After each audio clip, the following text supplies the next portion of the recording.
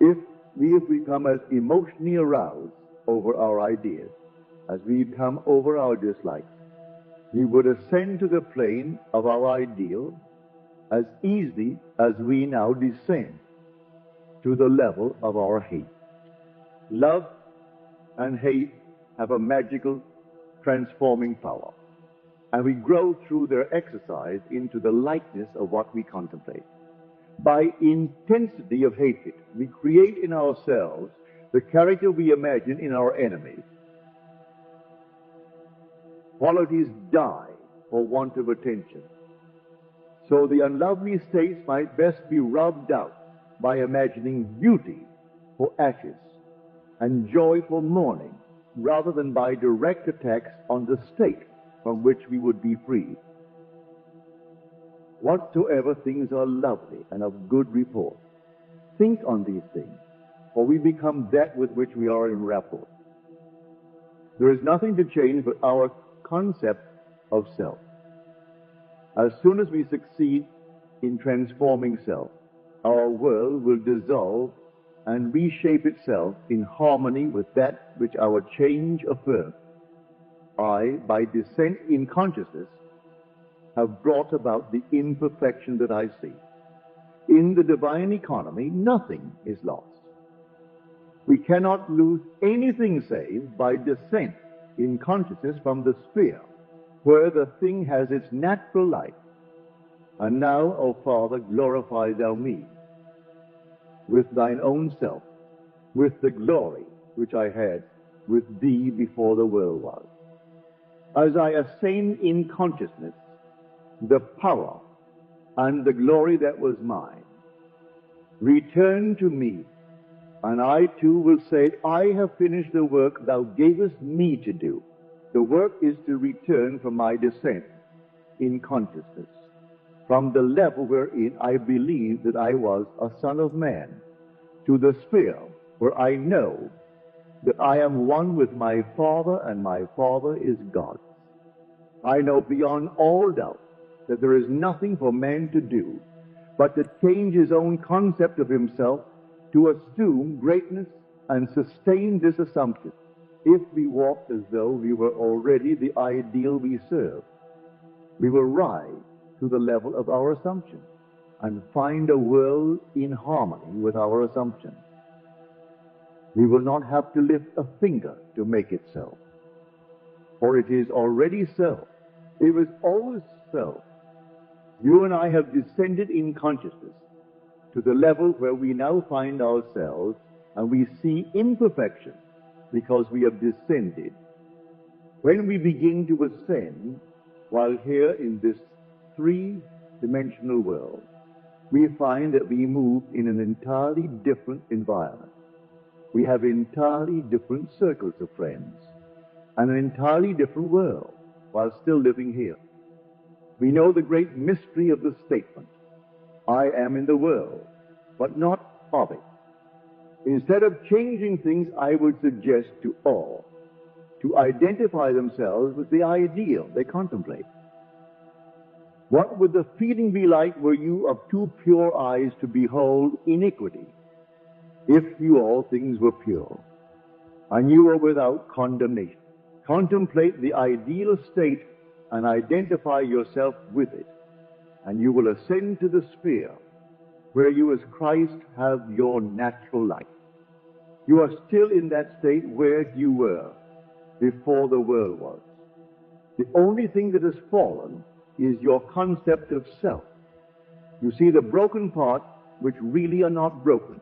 You are seeing them through distorted eyes, as though you were in one of those peculiar amusement galleries where a man walks before a mirror and he is elongated, yet he is the same man. Or he looks into another mirror and he's all big and fat. These things are seen today because man is what he is, toyed with the idea of perfection. Ask no man to help you, but let the prayer of the 17th chapter of the Gospel of St. John be your prayer. Appropriate the state that was yours before the world was. Know the truth of the statement. None have I lost save the son of perdition. Nothing is lost in all my holy mountain. The only thing that you lose is the belief in loss, or the son of perdition. And for their sake I sanctify myself, that they also might be sanctified through the truth. There is no one to change but self. All you need do to make men and women holy in this world is to make yourself holy. You are incapable of seeing anything that is unlovely when you establish within your own mind's eye the fact that you are lovely. It is far better to know this than to know anything else in the world. It takes courage, boundless courage, because many this night, after having heard this truth, will still be inclined to blame others for their predicament. Man finds it so difficult to turn to himself, to his own consciousness, as to the only reality. Listen to these words. No man can come to me except the Father which has sent me draw him. I and my Father are one. A man can receive nothing except it be given him from heaven. Therefore, if my Father loves me, because I lay down my life, that I might take it again. No man taketh it from me, but I lay it down myself. You did not choose me. I have chosen you. My concept of myself molds a world in harmony with itself and draws men to tell me constantly by their behavior who I am. The most important thing in this world to you is your concept of self. When you dislike your environment, the circumstances of life, and the behavior of men, ask yourself, who am I? It is your answer to this question that is the cause of your dislike. If you do not condemn self, there will be no man in your world to condemn you. If you are living in the consciousness of your ideal, you will see nothing to condemn. To the pure, all things are pure.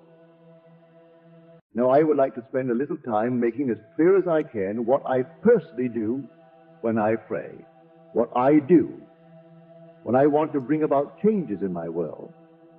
You will find it interesting, and you will find that it works. No one here can tell me they cannot do it. It is so very simple. All can do it. We are what we imagine we are. This technique is not difficult to follow, but you must want to do it. You cannot approach it with the attitude of mind. Oh well, I'll try it. You must want to do it because the mainspring of action is desire. Desire is the mainspring of all action. Now, what do I want? I must define my objective.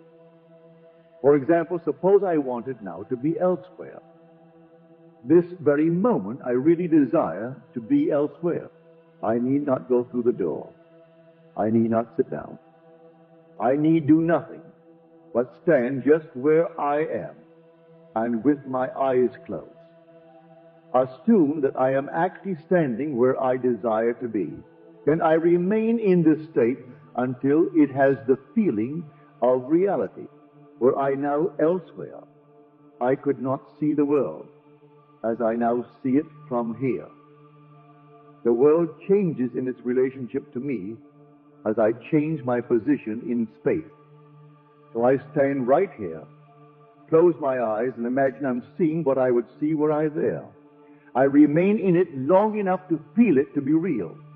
I cannot touch the walls of this room from here. When you close your eyes and become still, you can imagine and feel that you touch it. You can stand where you are and imagine you are putting your hand on that wall.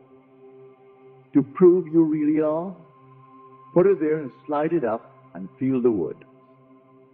You can imagine you are doing it without getting off your seat. You can do it, and you will actually feel it if you become still enough and intense enough.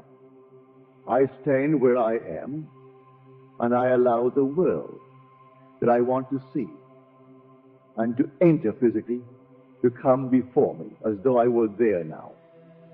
In other words, I bring elsewhere here by assuming that I am there. Is that clear?